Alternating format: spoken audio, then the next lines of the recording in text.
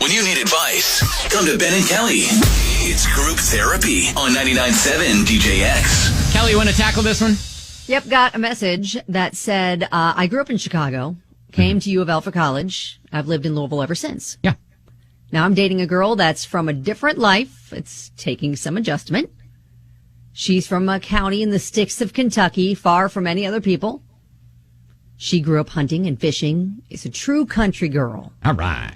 She's also one heck of a cook. Yeah.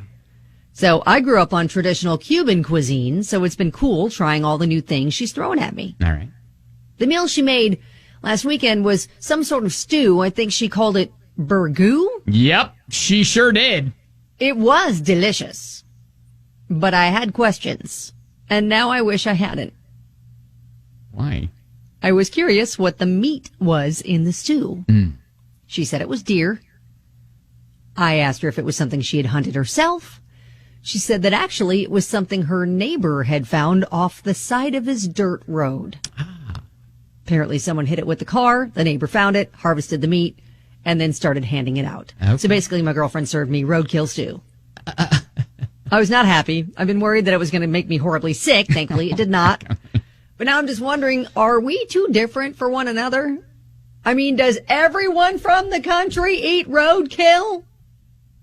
That's all caps. I had to say it like that. Yeah, sure. Right. What other surprises do I have in store for me? Can a Cuban city boy and a country roadkill cooking girl make it work? Oh my gosh.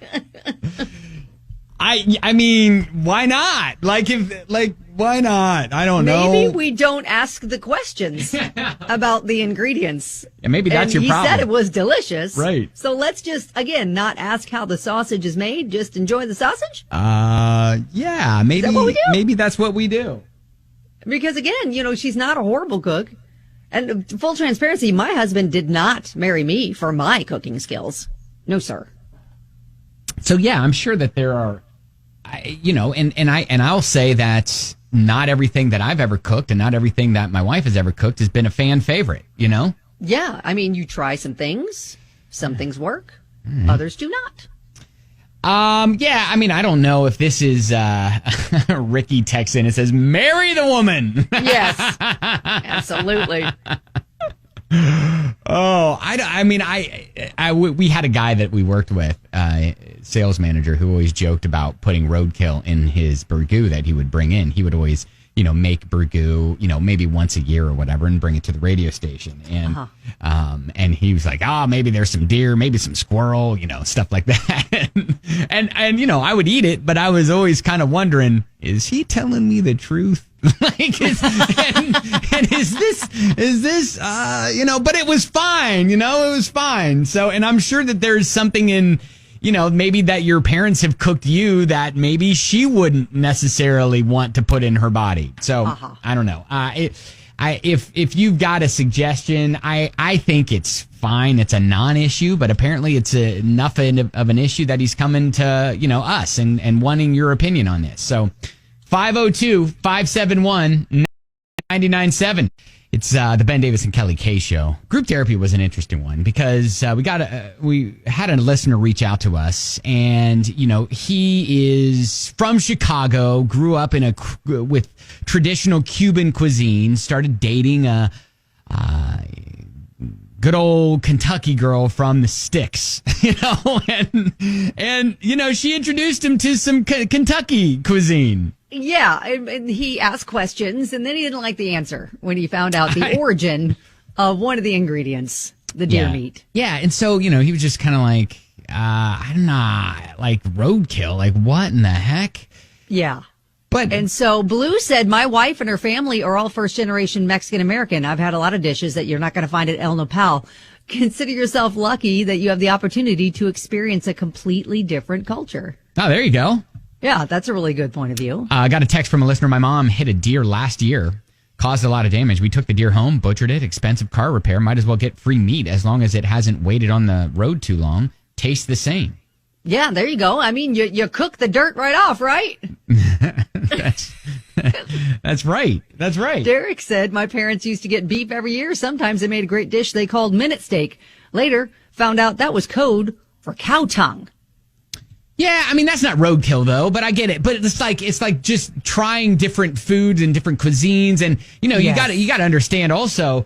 There are plenty of different cultures that look at different types of meats in ways that you and I probably wouldn't prepare it. Exactly. But I mean, bottom line is, he said it was delicious.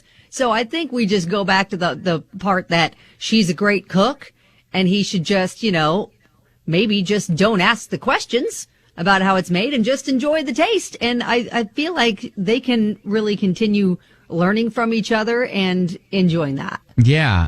In times like this, we always like to turn to Andrew the Love Doctor, who calls our show all the time. Not really a doctor per se, or at least that we know of.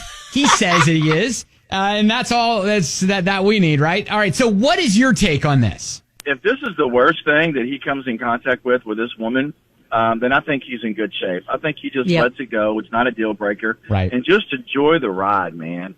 Enjoy the ride. Yeah. People get too hyper-focused on one thing. Yeah, you cannot have a relationship with somebody that's exactly identical as you in every way, shape, or form. That's what makes the relationship different and exciting and new. Andrew the Love Doctor, always such sound advice. Solid. Yeah. I think it's our differences that really help bring us together.